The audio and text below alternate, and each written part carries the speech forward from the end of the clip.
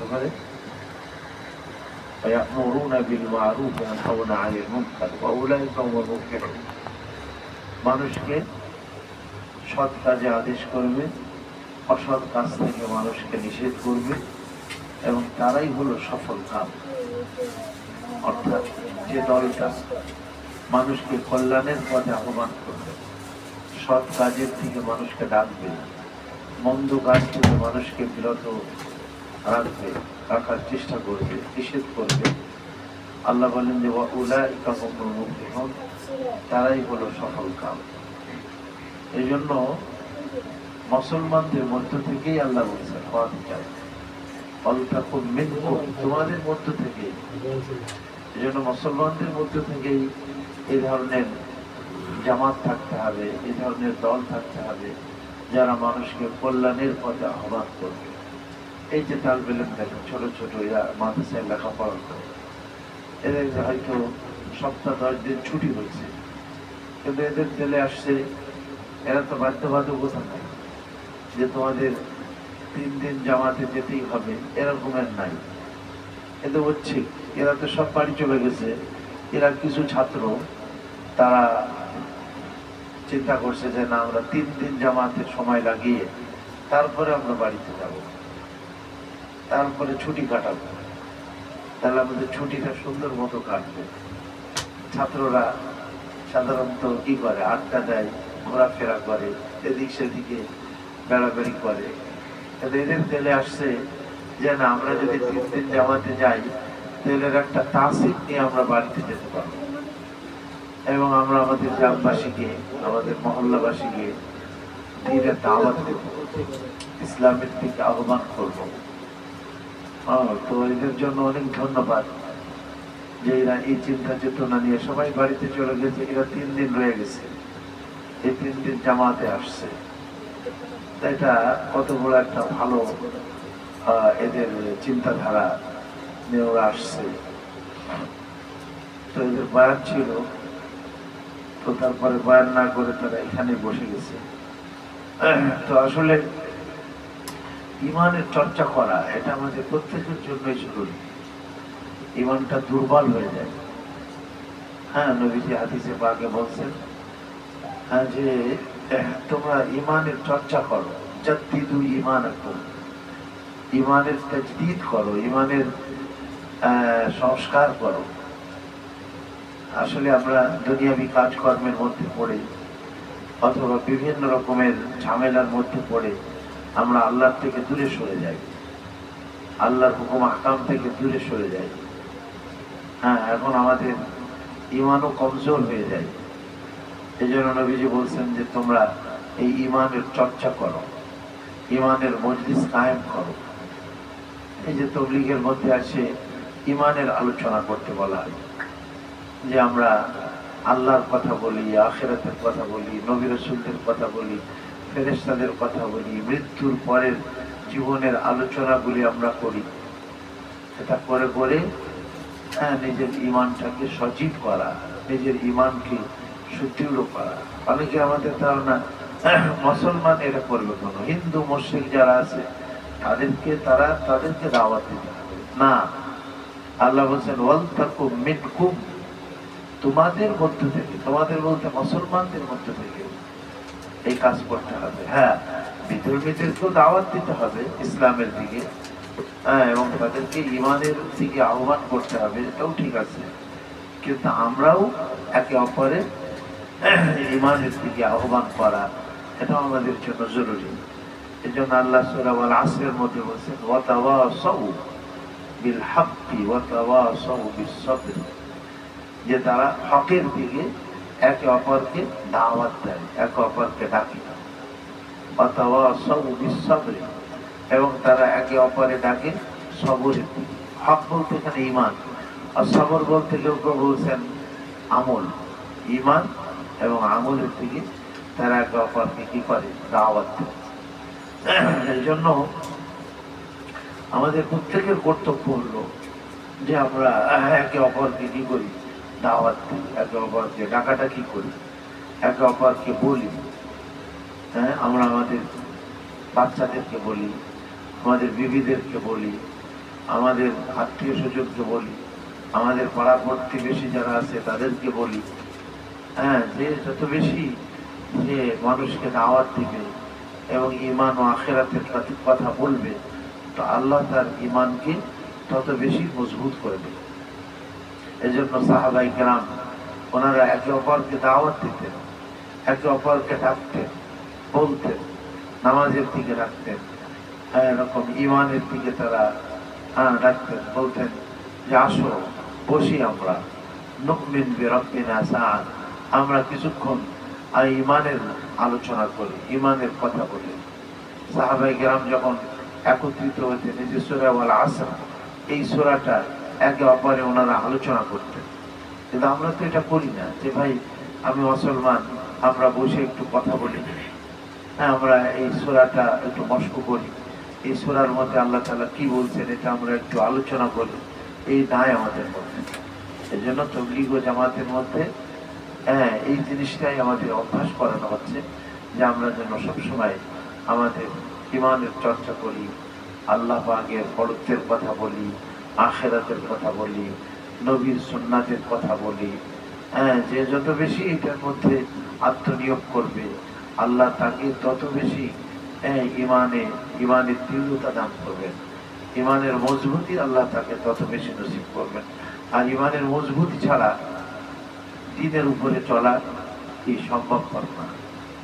এই জন্য এই জামাতের মধ্যে যাওয়া এবং এই জামাতের সহযোগিতা করা, এই মজলিসের মধ্যে বসা, এটা আমাদের জন্য খুব জরুরি। আল্লাহ আমাদের সবাইকে তৌফিক দান করেন। যাক, আমরা গত সপ্তাহে এই সূরাতুল ফুরকান এটার একেবারে শেষে চলে আসছি আমরা। তো আজকে সূরাতুশ শুআরা চিন্তা করছিলাম, তো সম্ভব হবে কিনা জানি না। তো আপনার এখানে আল্লাহ পাক তার নেককার বান্দা যারা ইবাদুর রহমান, আল্লাহর প্রকৃত বান্দা যারা, তাদের কিছু গুণাবলীর আলোচনা করেছেন এই আয়াতগুলির মধ্যে। 63 নম্বর আয়াত থেকে শুরু করে নিয়ে 77 নম্বর আয়াত পর্যন্ত এখানে আল্লাহ তার রহমানের বান্দা যারা, তাদের আলোচনা করছেন। এর আগে রহমানের পরিচয় আল্লাহ পাক তুলে ধরেছেন এবং তার কুদরতের বিভিন্ন আলোচনা করেছেন।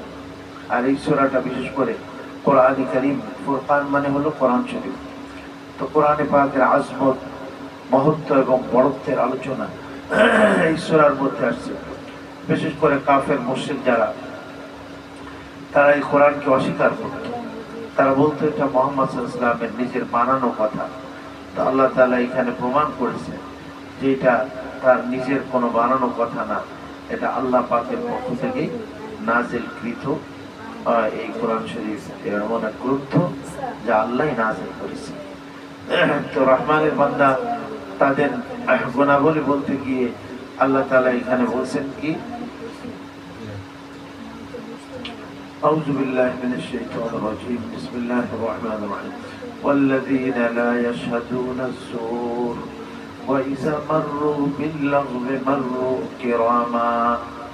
যে তারা, তাদের গুণাবলীর মধ্যে থেকে অন্যতম গুণ হলো যে তারা মিথ্যা কথা বলে না, সবসময় সত্য কথা বলে।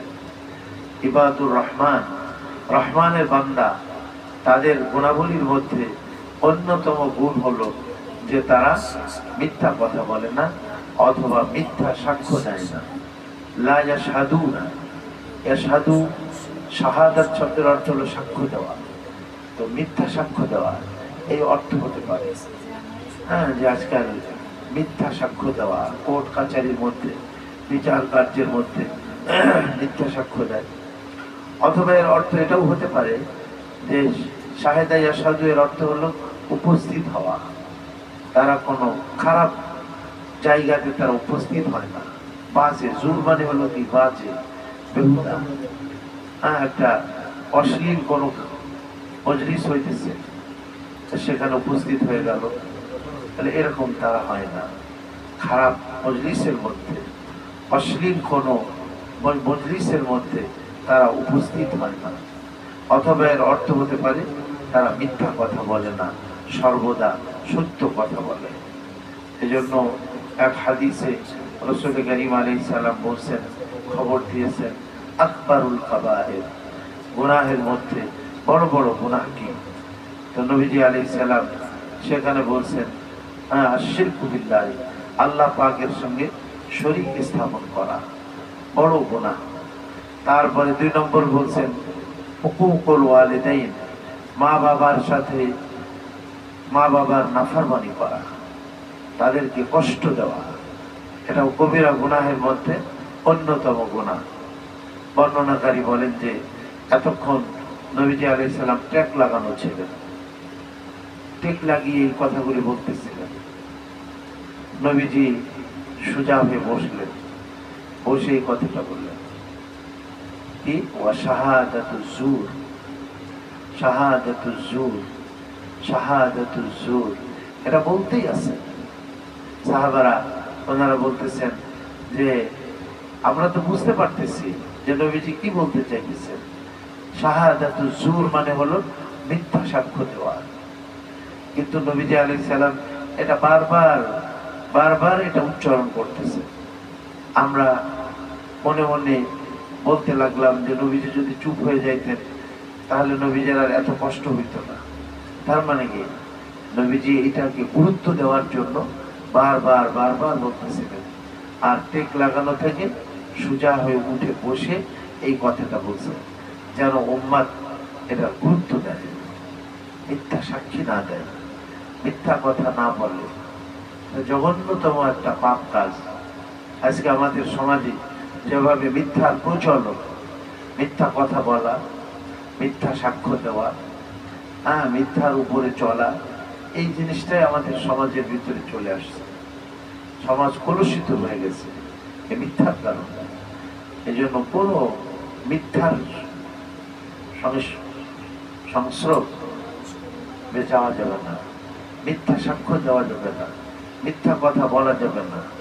বা যে অহেতুক কোনো মজলিসের মধ্যে সেখানে কি করা যাবে না, যাওয়া যাবে না। গান বাদ্য এই সমস্ত বাজে জিনিসের সংস্পর্শে কখনো কি করা যাবে না, যাওয়া যাবে না।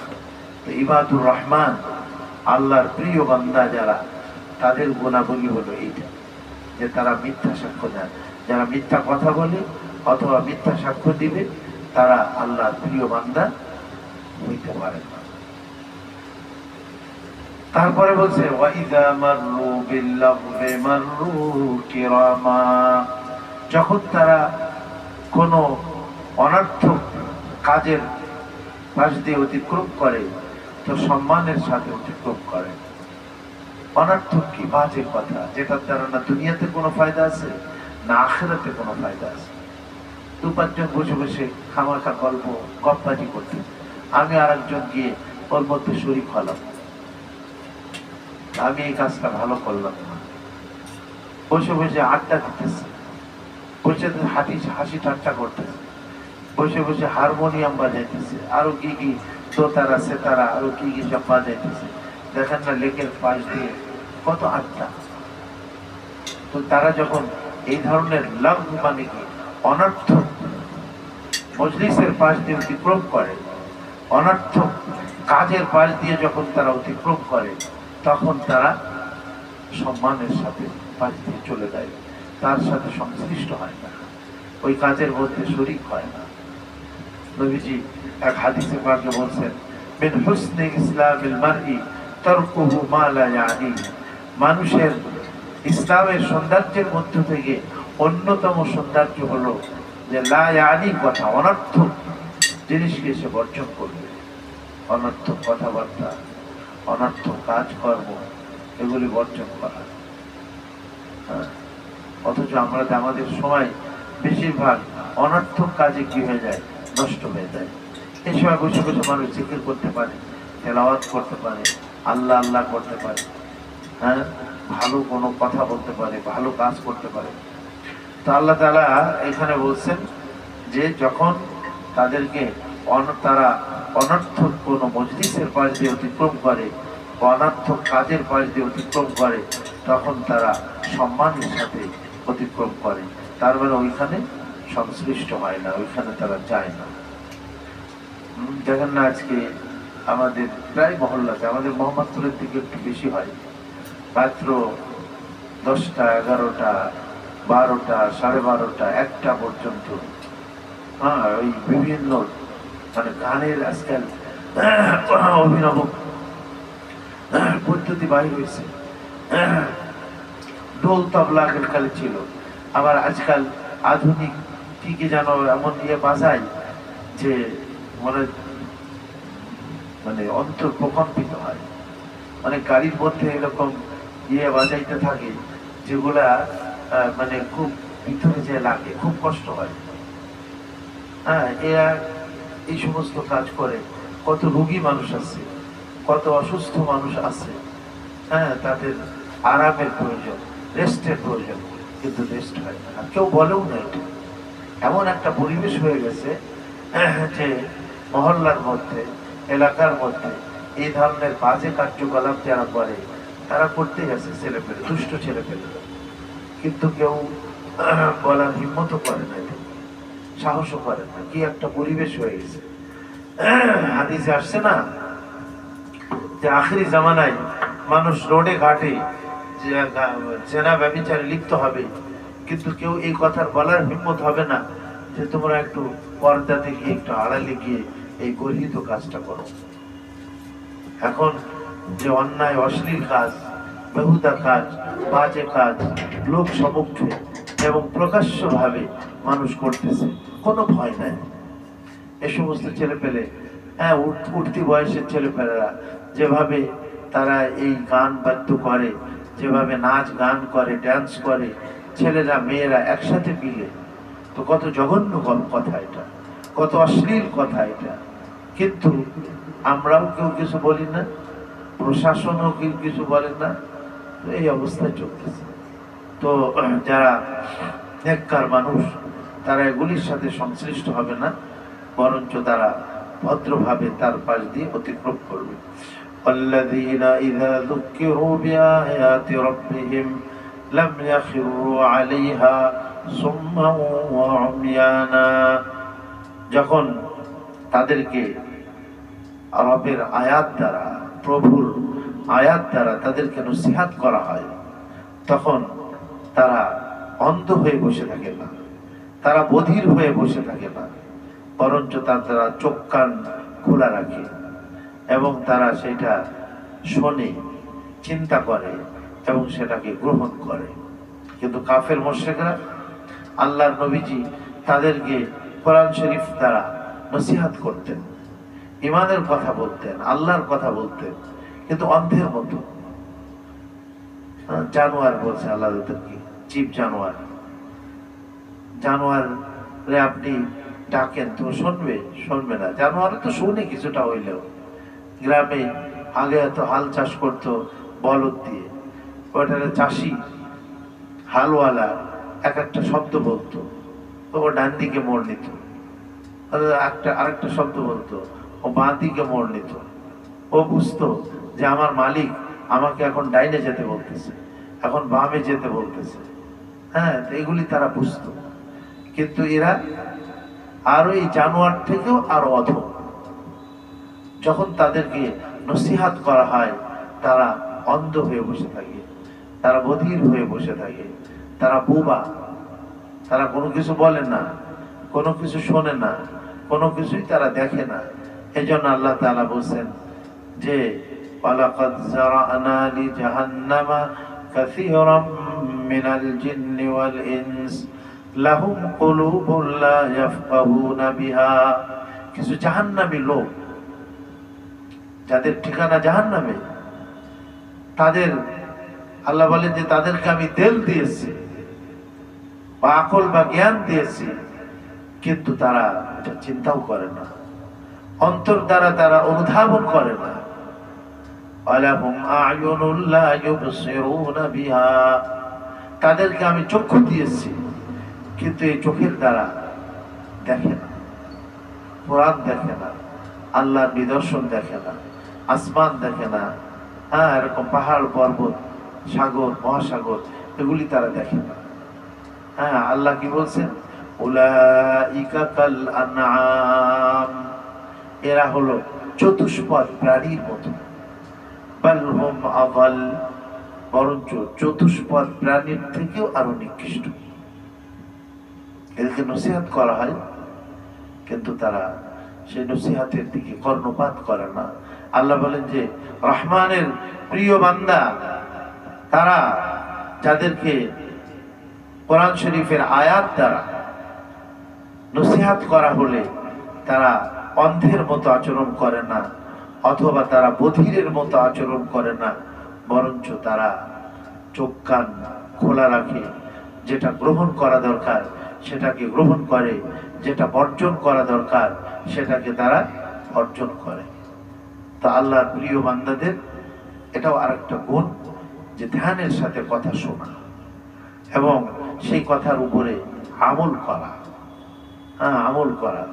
আর যারা পশুর মতো আচরণ করে, ওই কাফের মুশরিক, তারা আল্লাহর নবীর কথায় কর্ণপাতও করে না, নসিহত এগুলি শোনে না, এক কান দিয়ে শুনলে আর এক কান দিয়ে কি করে দেয়, বাহির করে দেয়। তারপরে বলছেন ওয়াল্লাযীনা ইয়াকুলুনা রব্বানা হাব লানা মিন আজওয়াজিনা ওয়া যুররিয়াতিনা কুররাতা আয়ুন ওয়াজআলনা লিল মুত্তাকিনা ইমামা, যে তারা বলে, দোয়া করে আল্লাহ পাকের কাছে, হে আমাদের প্রভু, তুমি আমাদেরকে এমন স্ত্রী এবং এমন আওলাদ ফারজান দান করো যারা আমাদের চোখের শীতলতা হবে, চোখের ঠান্ডা, চোখ জুড়িয়ে যাবে, তাদের আমল, তাদের ঈমান, তাদের আচার আচরণ, আখলাক, চরিত্র, আচার ব্যবহার এত সুন্দর যে চক্ষু জোড়ায় যায়। এরকমের সন্তান যদি হয়, এরকমের স্ত্রী যদি হয়, তাহলে সেখানে জান্নাতের একটা পরিবেশ কায়েম হয়ে যায়। কিন্তু আজকাল ছেলে পেলে কি, তাদেরকে বলেন, আপনার কথায় কোনো ভুল কেউ করবে না। আজকাল ছেলে মেয়ে, আজকাল স্ত্রী এমন যে আমাদের চোখের ঠান্ডা আল্লাহ বলেছেন, শীতলতা বলেছেন, কিন্তু চোখের শীতলতার পরিবর্তে আমাদের পেরেশানির কারণ আমাদের সন্তান সন্ততি। কিন্তু আল্লাহ বলছেন যে যে তারা এভাবে দোয়া করে যে আল্লাহ আমাদের বিবি বাচ্চাদেরকে তুমি আমাদের চোখের ঠান্ডা বানিয়ে দাও, চোখে চোখ জোড়াই যায় যাদের ঈমান, আমল, আখলাক দেখলে। এজন্য নিজের বাচ্চাদের প্রতি কাফেল না হওয়া, সজাগ থাকা, তাদেরকে নেক সংস্পর্শে পাঠানো। এই যে জামাতে যে গেলে, আল্লাহর মেহেরবানিতে যারা জামাতে যায় 40 দিন সময় লাগায়, বা কম বেশি জামাতে এসে সময় লাগায়, তো এই মসজিদের পরিবেশে থাকতে থাকতে তাদের ভিতরে একটা পরিবর্তন চলে আসে। তাদের ঈমান শক্তিশালী হয়, তাদের আমল সুন্দর হয়, তাদের আখলাক ভালো হয়। পরস্পরে তারা 3 দিন, 7 দিন, 10 দিন, 40 দিন, 4 মাস এইভাবে যখন তারা প্র্যাকটিস করে, এই কথার আলোচনা করে, করতে করতে তাদের মধ্যে এই জিনিসগুলো চলে আসে। তখন তাদের দেখলে পিতামাতার অন্তরটা কি হয়ে যায়, খুশি হয়ে যায়। মাশাআল্লাহ, আমার ছেলে আগে নামাজ পড়তো না, এখন নামাজ পড়ে। মাশাআল্লাহ, আমার আগে দুষ্ট ছেলেদের সাথে সে চলাফেরা করত, এখন ভালো মানুষের সংস্পর্শে থাকে। তো তাদের আগে গালিগালাজ করতো, এখন তার ভাষা কত সুন্দর হয়েছে। মাশাআল্লাহ, এই যে তাবলীগ জামাত, যেটা উলামায়ে কেরামের তত্ত্বাবধানে চলতেছে, উলামায়ে কেরামের তত্ত্বাবধানে চলতেছে এই তাবলীগ জামাত, এটাকে বলে মোবাইল মাদ্রাসা। হয়তো আমাদের এখন মাদ্রাসায় ভর্তি হয়ে মাওলানা হওয়া সেই সুযোগ আমাদের নাই, ভর্তি হয়ে পড়াশোনা করার সুযোগ আমাদের নাই, কিন্তু এই জামাতে গিয়ে 3 দিন প্রতি মাসে যদি আমরা লাগাইতে পারি, মাঝে মধ্যে বৎসরে 1 বার 2 বার কিছু সময় আমরা 40 দিন কাটাইতে পারি, দেখা যাবে যে আল্লাহর মেহেরবানিতে আমার মধ্যে পরিবর্তন আসতেছে, আমার ঈমান আমলে পরিবর্তন আসতেছে। আগে নামাজের মধ্যে খুশু থাকতো না, এখন জামাতে গিয়ে নামাজটা কেমন পড়তে হবে এর ট্রেনিং নিয়ে আসছে। এখন মাশাআল্লাহ খুব ধ্যানের সাথে সে নামাজটা পড়ে। এই জন্য তবলিগে আসলে, তবলিগে সময় লাগাইলে মাশাআল্লাহ মানুষের ইমানের চেঞ্জ হয়, মানুষের আমল আখলাক কি হয় পরিবার। এই জন্য আমাদের বাচ্চাদেরকে এই জামাতের মধ্যে পাঠানো উচিত, চিল্লার মধ্যে পাঠানো উচিত। এই যে এসএসসি ছাত্র, এইচএসসি ছাত্র, যারা ছাত্র জামা নাই বা তারপরে অনেকেই লেখাপড়া শেষ করে 4 মাস সময় লাগায়, তারপরে দেখা যায় পরবর্তীকালে কর্মজীবনে মাশাআল্লাহ সারা জীবন সে দ্বীনের উপরে চলতে পারে, থাকতে পারে। হ্যাঁ, উলামায়ে কেরামের সাথে সম্পর্ক রেখে চলে, উলামায়ে কেরামকে তাজিম করে। এতে আসছে না একরামের মধ্যে, ওইখানে একটা নম্বর আছে, সেখানে বলা হয় নবীজি আলাইহিস সালাম বলছেন যে 3টা একরাম যে ব্যক্তির মধ্যে থাকবে না, 3টা সৎ স্বভাব, 3টা চরিত্র যে ব্যক্তির মধ্যে থাকবে না, সে আমার উম্মত না। 1 নম্বর নবীজি আলাইহিস সালাম বলছেন যে বড়কে সম্মান করা। বড়কে কি করো? সম্মান করো। সে বড় বড় বিভিন্ন লাইনে হতে পারে, বয়সেও সে কি হতে পারে? বড় হতে পারে। এলম কালামেও সে কি হতে পারে? বড় হতে পারে। হ্যাঁ, হয়তো বয়সে বড় না, কিন্তু এলমের লাইনে সে আমার অনেক বড়। হ্যাঁ, এই যে হযরত আব্বাস কে জিজ্ঞাসা করছিল, তুমি বড় না মুহাম্মদ সাল্লাল্লাহু আলাইহি সাল্লাম বড়? তো উনি কি বললেন? হযরত আব্বাস একটু বড় ছিলেন, নবীজির চাচা তো, একটু বড় ছিলেন। তো উনি কি সুন্দর জবাবটা দিয়েছেন দেখেন। উনি বলছেন হুয়া আকবার ওয়া আনা আসান্নু। উনি বলছেন যে উনি বড় কিন্তু আমার বয়স বেশি। হযরত আব্বাস হুজুরের চাচা, বললেন হুয়া আকবার, নবীজি বড় আর আমি হচ্ছে আমার বয়সটা বেশি, এই বলছে। তার মানে কি যে বয়স বেশি হইলে যে বড় হবে এরকমের কি কথা নাই।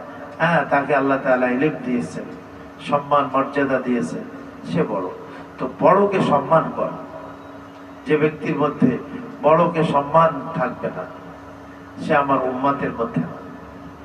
ছোটকে স্নেহ করো, ভালোবাসো, মহব্বত করো, বাচ্চাদেরকে ভালোবাসো। নবীজি আলাইহিস সালাম বাচ্চাদেরকে মহব্বত করতেন, তাদেরকে ভালোবাসতেন, নিজে আগে আগে বাচ্চাদেরকে সালাম দিতেন। একটা হযরত আনাস রাদিয়াল্লাহু আনহুর এক ভাই ছিলেন, হ্যাঁ, ওর নাম ছিল হলো উমায়ের। উমায়ের মা ফাআলা নুগায়ের বলে, একবার উনি হযরত আনাস রাদিয়াল্লাহু আনহুর বাড়িতে গেলেন, দেখেন যে উমায়ের ওনার ভাই, তো সেই কান্নাকাটি করতেছে। তার একটা পোষা পাখি ছিল, এই পাখিটা মারা গেছে। তো মারা গেছে, তো সে মানে একেবারে মনক্ষুণ্ণ অবস্থায়, বিষণ্ণ অবস্থায় বসে আছে। নবীজি আলাইহিস সালাম গিয়ে তার সাথে একটু হাসি রহস্য করলেন। বলে, কি ব্যাপার? মা ফাআলান নুগায়ের, তোমার ময়না পাখির কি হলো? ময়না পাখি মারা গেছে। আরে মারা গেছে তাতে কি হয়েছে, আরো হাসবো। নবীজি আলাইহিস সালাম তার সাথে একটু হাসি রহস্য করে তাকে খুশি করার কি করলেন? চেষ্টা করলেন। তো বাচ্চাদের সাথে এরকম ভালো ব্যবহার করা, ছোটকে স্নেহ করা, মহব্বত করা, ভালোবাসা, আর উলামায়ে কেরামকে তাজিম করা। উলামায়ে কেরামকে কি করা? তাজিম করা। যে নবীজি বলছেন যার মধ্যে এই 3টা গুণ থাকবে সে আমার উম্মত, আর যার মধ্যে এই 3টা গুণ থাকবে না সে আমার উম্মতের কি থেকে বাদ, সে আমার উম্মতের অন্তর্ভুক্ত নয়। এই জন্য আমাদের প্রত্যেকের মধ্যে এই 3টা গুণ থাকা চাই। তো আপনার এই আসবে কখন? এই জামাতের মধ্যে গেলে আল্লাহ পাক তাকে এই জিনিস দান করেন, অথবা উলামায়ে কেরামের সোহবাত, উলামায়ে কেরামের সংস্পর্শে যাওয়া, তাদের মজলিসে বসা, তাদের সাথে সময় কাটানো।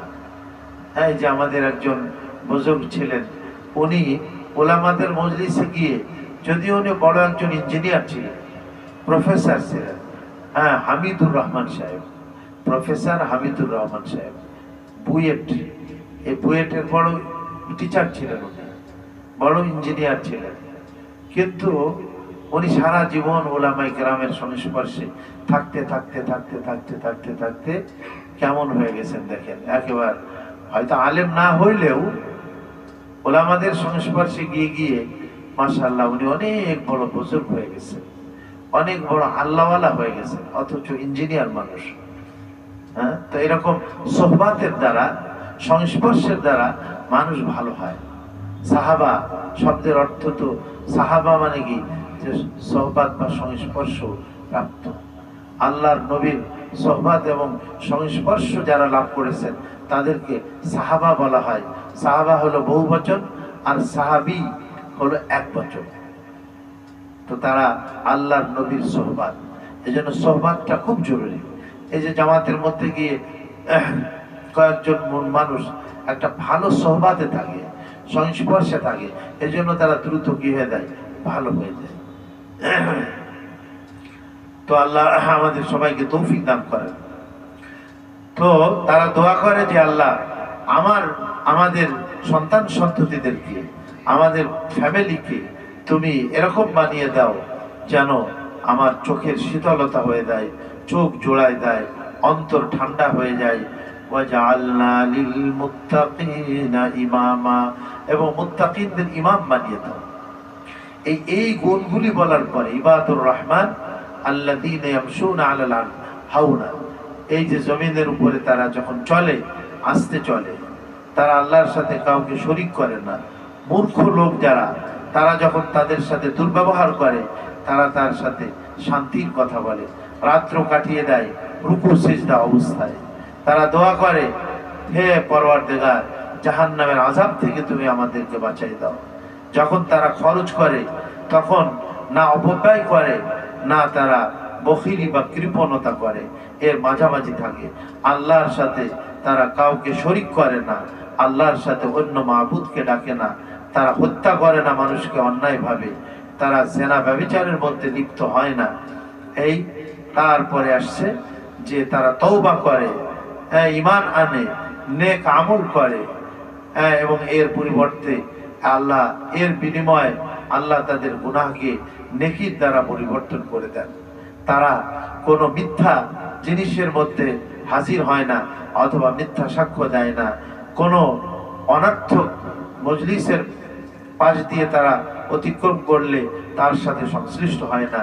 যখন তাদের রবের আয়াত দ্বারা তাদেরকে নসিহত করা হয়, তখন তারা অন্ধ ও বধিরের মতো আচরণ করে না, এবং তারা সব সময় দোয়া করতে থাকে, হে আমাদের পরওয়ারদিগার, আমাদের সন্তান সন্ততি এবং আমাদের বিবিদেরকে তুমি এমন বানিয়ে দাও যে তাদের দেখলে আমাদের অন্তরটা জুড়িয়ে যায়, চক্ষু ঠান্ডা হয়ে যায়। তো এবং আমাদেরকে মুত্তাকিনদের ইমাম বানিয়ে দাও। তো আল্লাহ তাআলা এখানে বলতেছেন যে এই গুণগুলি, 14টা গুণ, এই গুণগুলিকে যারা অর্জন করতে পারবে, উলাইকা ইউজাউনাল গুরফাতা বিমা সাবারু, আল্লাহ এদেরকে জান্নাতের মধ্যে, গুরফা মানে কি, জান্নাতের মধ্যে সুন্দর প্যালেস দান করবেন, অট্টালিকা দান করবেন, সুন্দর সুন্দর কামরা আল্লাহ জান্নাতের মধ্যে দান করবেন। সুবহানাল্লাহ। নবীজি এক হাদিসে বলছেন, জান্নাতের মধ্যে ইন্না ফিল জান্নাতি লা গুরফান, জান্নাতের মধ্যে কিছু কামরা এমন আছে, ইউরা যাহিরুহা মিন বাতিনিহা, তার ভিতর থেকে বাহির দেখা যাবে, আবার বাহির থেকে তার ভিতর দেখা যাবে। এরকমের খুবই উজ্জ্বল, আলো ঝলমাল কিছু কামরা আল্লাহ জান্নাতের মধ্যে রেখেছেন। তো সেটা সাহাবায়ে কেরাম জিজ্ঞেস করলেন, যে ইয়া রাসূলুল্লাহ, যে জান্নাতের বর্ণনা আপনি দিলেন, যার বাহির থেকে ভিতর দেখা যাবে, ভিতর থেকে বাহির দেখা যাবে, আলো ঝলমাল, এই কামরা কার জন্য? রাসূল করিম আলাইহিস সালাম কয়েকটা গুণের কথা বললেন। বললেন যে লিমান আতাবাল কালাম, লিমান আতাবাল কালাম, ওই ব্যক্তির জন্য আল্লাহ বানিয়েছেন যে ভালো কথা বলে। কি বলে? ভালো কথা বলে। ভালো কথা বলতে কি বুঝায়?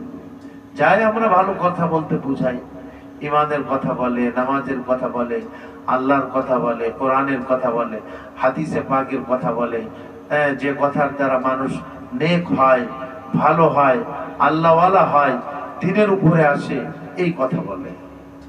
এই যে জামাতে গিয়ে আমরা দাওয়াত দিতে যাই, তো কি বলি সেখানে?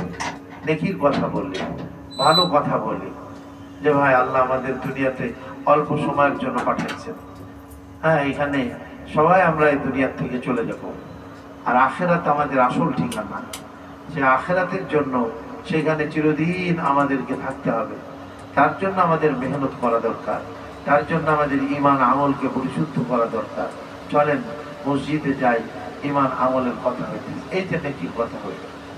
লিমান আতাবাল কালাম, ভালো কথা। এই জন্য সবসময় আমরা চেষ্টা করব ভালো কথা বলার জন্য। আর 2 নম্বরে বলছেন ওয়া আতআমাত তাআম, মেহমানদারি করা। এটাও একটা অন্যতম গুণ, যে মানুষকে মেহমানদারি করে, মানুষকে খানা খাওয়ায়। আর 3 নম্বর বলছেন ওয়া আদামাস সিয়াম, ওয়া আদামাস সিয়াম, আর রোজা রাখে, মাঝে মধ্যে রোজা রাখে। রমজানের রোজা তো আছেই ফরজ, আর এছাড়াও মাঝে মধ্যে রোজা রাখি। জিলহজের মধ্যে আমরা কিছু রোজা রাখি, আশুরার রোজা আমরা রাখি, অনেকে সোমবার বৃহস্পতিবার রোজা রাখে, অনেকে আইয়াম বিজের 3টা রোজা রাখে, ও আদামাস সিয়াম, এবং সে মাঝে মধ্যে এভাবে রোজা রাখে। বিশেষ করে আইয়াম বিজ, প্রত্যেক মাসের 3টা রোজা কেউ যদি রাখে, তাহলে সারা মাস রোজা রাখার নেকি আল্লাহ তাআলা তাকে দান করে। শাওয়ালের 6টা রোজা কেউ যদি রাখে, তাহলে সারা বছর কেমন যেন সে সারা বছর রোজা রাখে। তো যে আদামাস সিয়াম মানে কি, সবসময় রোজা রাখে। আর এই 3টা, আর কোন কোন রাতে পাওয়া যায় সাল্লা বিল লাইলি ওয়ান নাসু নিয়াম, আর রাতের বেলায় সে নামাজ পড়ে, মানুষ যখন ঘুমায় থাকে। তো এই কয়েকটা গুণ যার মধ্যে পাওয়া যায়, তবে নবীজি আলাইহিস সালাম বলছেন তার জন্যই আল্লাহ পাক ওই জান্নাতের প্রাসাদগুলি আলো ঝলমাল, যার বাহির থেকে ভিতর দেখা যাবে এবং ভিতর থেকে বাহির দেখা যাবে, এই ধরনের প্রাসাদ এবং কামরা আল্লাহ তার জন্য বানিয়ে রাখছেন। উলাইকা ইউজজাউনাল গুরফাতা বিমা সাবারু, সবর এবং ধৈর্য তাদের মধ্যে, সবর এবং ধৈর্য বা আল্লাহ পাকের হুকুমের উপরে জমে থাকা, এর কারণে আল্লাহ তাআলা তাদেরকে এই জান্নাতের এই সমস্ত কামরা এবং এই প্রাসাদগুলি আল্লাহ তাদেরকে দান করবেন। ওয়ায়ুলাক্কাউনা ফিহা তাহিয়াতান ওয়া সালামা, এবং সেখানে তারা সেই জান্নাতের মধ্যে একে অপরে অভিবাদন জানাবে, সালাম বিনিময় করবে। ফেরেশতা ওয়ায়াদখুলুনা আলাইহিম মিন কুল্লি বাব সালামুন কাওলাম মির রাব্বির রহিম। ফেরেশতারা তাদের কাছে অনুপ্রবেশ করবে আর তাদেরকে সালাম জানাবে, সালাম সালাম, শান্তি শান্তি। লা ইয়াসমাউনা ফিহা লাগওয়ান ওয়ালা তা'সীমা, সেই জান্নাতের মধ্যে সেখানে কোনো অনর্থক কথাবার্তা শুনবে না, সেখানে কোনো গুনাহের কাজ বা গুনাহের কথা সেখানে কেউ বলবে না। ইল্লা কিলান সালামান সালামা, শুধু শান্তি আর শান্তি, সালাম আর সালাম। চতুর্দিক থেকে সালামের বার্তা চতুর্দিক থেকে আসতে থাকবে। ওয়ায়ুলাক্কাউনা ফিহা তাহিয়াতান ওয়া সালামা, সেখানে একজন আরেকজনকে সম্মান জানাবে। তাহিয়া মানে কি, সম্মান জানানো, আর সালামান মানে শান্তির বার্তা একজন আরেকজনকে শোনাবে। দুনিয়াতেও দেখেন আসসালামু আলাইকুম আমরা একজন আরেকজনকে বলি, তার মানে কি, সালাম, শান্তি বর্ষিত হোক তোমার উপরে, রাহমাতুল্লাহ, আল্লাহর রহমত বর্ষিত হোক, ওয়া বারাকাতুহু, আল্লাহর বরকত সমূহ তোমার উপরে বর্ষিত হোক। এই কথা বাহ্যিকভাবে আমরা বলি, কিন্তু এর অন্তর্নিহিত কিছু বিষয় আছে, যে আমি তোমার উপরে সালাম দিতেছি মানে কি, আমার পক্ষ থেকে কোনো ক্ষতি আশা তুমি করবা না। এক মুসলমান আর এক মুসলমানের সঙ্গে দেখা হলে আসসালামু আলাইকুম বলে, তার মানে কি, আমি তোমার কোনো ক্ষতি করব না, তোমাকে আমি হয়তো উপকার করতে পারি আর না পারি, আমার থেকে তুমি কোনো ক্ষতি কি করবে না, উপলব্ধি করবে না, কোনো ক্ষতির কোনো বিষয় তুমি আমার থেকে দেখবে না। আসসালামু আলাইকুম, শান্তি তোমার উপরে আল্লাহ পাকের পক্ষ থেকে বা আমার পক্ষ থেকেও শান্তি। ও যখন জবাব দিল ওয়ালাইকুম আসসালাম ওয়া রাহমাতুল্লাহি ওয়া বারাকাতুহু, তোমার উপরেও আল্লাহ পাকের পক্ষ থেকে শান্তি এবং তার রহমত বর্ষিত হোক। তো এখানেও সেও কেমন যেন এটা বললো যে আমার পক্ষ থেকেও তুমি কোনো কষ্ট পাবে না। যেমন তুমি আমাকে কষ্ট দেবে না, আমিও তোমাকে কষ্ট দেবো না। কত সুন্দর কথা, নিরাপত্তা উভয়ের উপর। তো সেই জান্নাতের মধ্যে তারা সেখানে তাহিয়াতান, সেখানে আপনার অভিবাদন পেশ করবে, একে অপরে সম্মান করবে এবং সালাম পেশ করবে। খালিদিনা ফিহা, সেখানে একদিন, 2 দিন, 5 বছর, 10 বছর, 100 বছর এরকম না। দুনিয়াতে আমরা 50, 60, 70, 80 বছর, আর আল্লাহ বলেন যে না, ওই জান্নাতের মধ্যে খালিদিনা ফিহা, চিরদিন তোমরা সেখানে থাকবে। একজন ঘোষণাকারী ঘোষণা দিবে ওয়া ইন্না লাকুম আন তাসাহু ফালা তাসকামু আবাদা, হে জান্নাতীরা, তোমরা চিরদিন জান্নাতের মধ্যে সুস্থ থাকবে, কোনোদিন অসুস্থ হবে না। দুনিয়াতে আমরা অসুস্থ হয়ে পড়ি, কত পেরেশানি, এই ডাক্তারের কাছে যাও, এই পরীক্ষা নিরীক্ষা করো, এই সমস্যা, কত কিছু, কিন্তু ওইখানে কোনো অসুস্থতা থাকবে না, চির সুস্থ থাকবে মানুষ। وَإِنَّ لَكُمْ أَن تَصَحُّوا فَلَا تَسْقَمُوا أَبَدًا وَإِنَّ لَكُمْ أَن تَنَعَّمُوا فَلَا تَبْأَسُوا أَبَدًا وَإِنَّ لَكُمْ أَن تَشُبُّوا فَلَا تَحْرَمُوا أَبَدًا وَإِنَّ لَكُمْ أَن تَحْيَوْا فَلَا تَمُوتُوا أَبَدًا। যে তোমরা চিরদিন জোয়ান থাকবে, পার্থক্য তোমাদের স্পর্শ করবে না। দুনিয়াতে আমরা মৃত্যু হয়ে যাই, আজকে এই সমস্যা, কালকে ওই সমস্যা, কি পার্থক্যই একটা অসুস্থতা, পার্থক্য একটা অসুস্থতা। পার্থক্য আসলে মানুষের এই কি সমস্যা, কোমরে ব্যথা, এই হাঁটুতে ব্যথা, আর কত রকমের সমস্যা। তো জান্নাতের মধ্যে মানুষ বৃদ্ধ হবে না, সেখানে 32 আর 33 বছরের জওয়ান থাকবে, চিরদিন জওয়ান থাকবে তারা। وَإِنَّ لَكُمْ أَن تَشُبُّوا فَلَا تَحْرَمُوا أَبَدًا, কোনদিন বৃদ্ধ হবে না। وَإِنَّ لَكُمْ أَن تَنَعَّمُوا فَلَا تَبْأَسُوا أَبَدًا, চির সুখী। এখন সুখ আছে, একটু পরে দুঃখ, দুনিয়াতে সুখ দুঃখ মিলিয়ে মিশ্র জীবন, কিন্তু আখেরাতে সেখানে শুধু শান্তি আর শান্তি, সুখ আর সুখ, আরাম আর আরাম, সেখানে কোনোদিন কারো দুঃখ আসবে না। তারপরে কি বলছে, ওয়াইন্না লাকুম আন তাহইয়াউ ফালা তামুতু আবাদা, চিরদিন তোমরা সেখানে কি থাকবে, জীবিত থাকবে, কোনোদিন মৃত্যুবরণ করবে না। আল্লাহ মৃত্যুকে এনে জান্নাতবাসী আর জাহান্নামী এদের মাঝখানে আল্লাহ মৃত্যুকে একটা দুম্বা, ভেড়ার বাচ্চার মতো এনে জবাই করে দেওয়া হবে, আর কোনোদিন তোমাদের মৃত্যু আসবে না। জান্নাতীদের সুখের আর আনন্দের কোনো শেষ থাকবে না, জাহান্নামীদের দুঃখের আর কোনো কি থাকবে না, শেষ থাকবে না। এই অবস্থা। আল্লাহ বলেন খালিদিনা ফিহা, চিরদিন তারা সেখানে থাকবে। ওয়া হাসুনাত মুস্তাকাররান ওয়া মুকামা, এবং তাদের ঠিকানাটা কতই না সুন্দর হবে। মুকাম মানে কি, অবস্থান, যেখানে মানুষ অবস্থান করে, সেই তাদের অবস্থানের জায়গা কতই না সুন্দর হবে। আর এর আগে জাহান্নামীদের কথার মধ্যে আসছে ইন্নাহা সাআত মুস্তাকাররা ওয়া মুকামা, সেটা বড় খারাপ ঠিকানা হবে, খারাপ জায়গা হবে। আর এখানে বলছেন হাসুনাত মুস্তাকাররা ওয়া মুকামা, যে তাদের ঠিকানা এবং তাদের অবস্থান এটা কতই না সুন্দর হবে। কুল মানে কুল, হে নবীজি আপনি বলে দিন,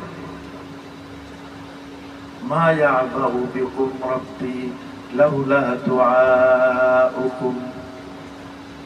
তোমরা যদি মুসিবতের মধ্যে আমাকে না ডাকতে তাহলে আমি তোমাদের কোনো পরোয়া করতাম না, খতম করে দিতাম।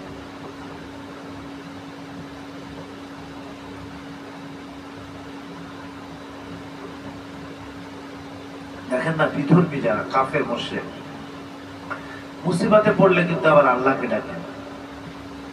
হ্যাঁ, যখন কোন লঞ্চ ডুবতে থাকে, স্টিমার ডুবতে থাকে, আল্লাহ কোরআনে বলছেন তারা তাদের ওই বাতিল মাবুদদেরকে ভুলে যায়, সবাই ডাকতে থাকে লা ইলাহা ইল্লাল্লাহ। হিন্দুরাও ওই কলেমা পড়তে থাকে, তারাও জানে তাদের মূর্তি তাদেরকে কি করতে পারবে না, বাঁচাইতে পারবে না, আল্লাহই বাঁচাবে। তো তারা বিপদ আপদে আল্লাহকে ডাকতো। আল্লাহ বলেন যে এই তোমাদের এই যে বিপদের মধ্যে আমাকে যদি তোমরা না ডাকতে তাহলে আমি তোমাদের সবাইকে খতম করে দিতাম, তোমাদের কোনো পরোয়াই করতাম না আমি আল্লাহ। মা ইয়া'বাউ বিকুম রাব্বি, তোমার আমার পরওয়ারদিগার তোমাদের কোনো কি পরোয়াই করতেন না। লাউলা দুআউকুম, যদি তোমাদের দোয়া মানে এখানে ডাকা, যদি তোমাদের রবকে প্রভুকে তোমরা যে ডেকে থাকো বিপদ আপদ মুসিবতের মধ্যে, এটা যদি না হতো। অথবা এর অর্থ এটাও হতে পারে কুল মা ইয়া'বাউ বিকুম রাব্বি লাউলা দুআউকুম, লাউলা দুআউকুম মা ইয়া'বাউ বিকুম রাব্বি। তোমাদের প্রভু তোমাদের কোনো কি করেন না, তোমাদের কোনো পরোয়াই করেন না। হ্যাঁ, তোমাদের কোনো পরোয়াই করেন না, তোমাদের সবাইকে খতম করে দিতেন তোমাদের প্রভু তোমাদের রব। লাউলা দুআউকুম, যদি তোমরা আল্লাহর কাছে দোয়া না করতে, আল্লাহর কাছে এই যে আমরা আল্লাহকে ডাকি, আল্লাহ এই জন্যই হয়তো আমাদেরকে খতম করেন, আল্লাহর কাছে দোয়া করি, আল্লাহর কাছে কান্নাকাটি করি, নতুবা আল্লাহ আমাদের সবাইকে খতম করে দিতেন, শেষ করে দিতেন। ফাকাদ কাযাবতু, আল্লাহ কাফের মুশরিকদেরকে বলতেছেন অথচ তোমরা মিথ্যা সাব্যস্ত করতেছো কোরআনকে, নবীকে, রাসূলকে, আখিরাতকে মিথ্যা সাব্যস্ত করতেছো, কাজেই তোমাদের শাস্তি তো অবধারিত। ফাসাউফা ইয়াকুনু লিজামা, সুতরাং শাস্তি তোমাদের জন্য লাজিম হয়ে যাবে, শাস্তি তোমাদের জন্য অবধারিত হয়ে গেছে, যেহেতু তোমরা মিথ্যা সাব্যস্ত করতেছো আল্লাহর নবীকে, কোরআনকে, দ্বীনকে। আল্লাহ ওদেরকে বদরের মধ্যে শাস্তি দিয়েছেন। হ্যাঁ, বদরের মধ্যে আল্লাহ ওদেরকে কি কঠিন শাস্তি দিয়ে দিয়েছেন।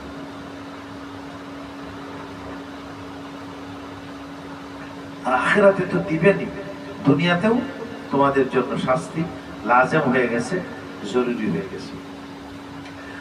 যাক, অনেক সময় কাফের মুশরিকদের হেফাজত হয় কি, এই যে বিপদ আপদে পড়ে তারা আল্লাহকে ডাকে, এই জন্য দেখা যায় আল্লাহ তাদের ডাকে কি করে দেয়, সাড়া দিয়ে তাদেরকে ওই বিপদ থেকে উদ্ধার করে দেয়।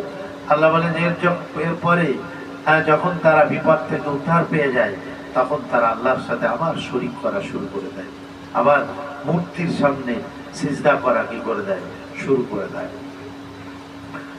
আল্লাহ আমাদের সবাইকে হেফাজত করেন এবং এই ইবাদুর রহমানের যে 14টা গুণ সিফাত আল্লাহ এখানে আলোচনা করছেন, এই সিফাতগুলি আমাদের প্রত্যেকের নিজেদের মধ্যে আনার জন্য চেষ্টা করব ইনশাআল্লাহ।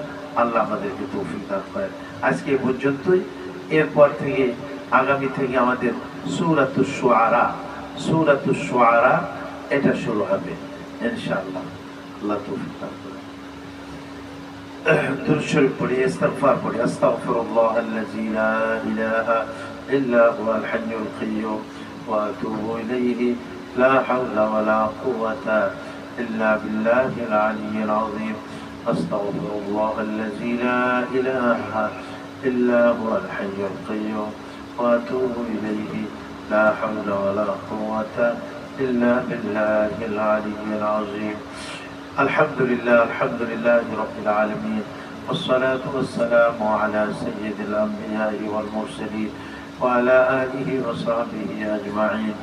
ربنا ظلمنا أنفسنا وإن لم تغفر لنا وترحمنا لنكونن من الخاسرين ربنا فاغفر لنا ذنوبنا وكفر عنا سيئاتنا وتوفنا مع الأبرار رب ارحمهما كما ربياني صغيرا رب ارحمهما كما ربياني صغيرا ربنا وآتنا ما وعدتنا على رسلك ولا تخزنا يوم القيامة إنك لا تخلف الميعاد اللهم حبب إلينا الإيمان وزينه في قلوبنا وكره إلينا الكفر والفسوق والعصيان واجعلنا من الراشدين আয় আল্লাহ আমাদের জীবনের গুনাহ খাতা মাফ ফরমাও ভুল ত্রুটিগুলি ক্ষমা করে দাও আয় আল্লাহ জীবনে জানা অজানা শিরকি বিদআতি জাহিরি বাতিনি ছোট বড় সগীরা কবিরা ইচ্ছায় অনিচ্ছায় আয় আল্লাহ সকল গুনাহকে কৃত সকল গুনাহ মাফ ফরমাও আয় আল্লাহ মেহেরবানি করে আমাদের পুরুষদের গুনাহ মাফ করে দাও মা বোনদের গুনাহ মাফ করে দাও বৃদ্ধদের গুনাহ মাফ করে দাও নওজওয়ানদের গুনাহকে মাফ করে দাও হে আল্লাহ আমাদের মৃতদেরকে মরহুম মরহুমা সকলের গুনাহকে তুমি মাফ করে দাও যারা আমরা বেঁচে আছি আমাদেরকে মাফ ফরমাও আমাদের ঈমান এবং আমলের পথে চলার তৌফিক দিয়ে দাও যে গুনাহগুলির আলোচনা তুমি এখানে করেছো ইবাদুর রহমান রহমানের প্রিয় বান্দা যারা আয় আল্লাহ এই গুণগুলি আমাদের অর্জন করার তৌফিক নসিব করে দাও এই গুণে গুণান্বিত হওয়ার তৌফিক আমাদেরকে দিয়ে দাও তোমার নেককার বান্দাদের মধ্যে আমাদেরকে শামিল করে দাও ইয়া আল্লাহ মেহেরবানি করে দিনের হক লাইনে যত মেহনত আছে এই মেহনতের সাথে সংশ্লিষ্ট হয়ে নিজেদেরকে হকের উপরে জমে থাকার তৌফিক দিয়ে দাও নাহক পথ থেকে আমাদের সবাইকে তুমি হেফাজত ফরমাও মিথ্যা থেকে আমাদেরকে হেফাজত করো সৎ পথে সত্য পথে চলার তৌফিক আমাদের নসিব করে দাও ইয়া আল্লাহ দিনের যে হক মেহনত করে চলতেছে এগুলাকে তুমি মদত ফরমাও ইয়া আল্লাহ না হক মেহনতকে তুমি মিসমার করে দাও চূর্ণ বিচূর্ণ করে দাও হক মেহনতকে তুমি গালিব করে দাও ইয়া আল্লাহ আল্লাহুম্মা আরিনাল হাক্কা হাক্কা ওয়ারযুকনা ইত্তিবা হককে হক হিসাবে আমাদের সামনে প্রস্ফুট করে দাও এবং তা অনুসরণ করার তৌফিক দাও ওয়া আরিনাল বাতিলা বাতিলা ওয়ারযুকনা ইজতিনাবা এবং বাতিলকে বাতিল হিসাবে আমাদের সামনে প্রকাশ করে দাও এবং তার থেকে বেঁচে থাকার তৌফিক নসিব করে দাও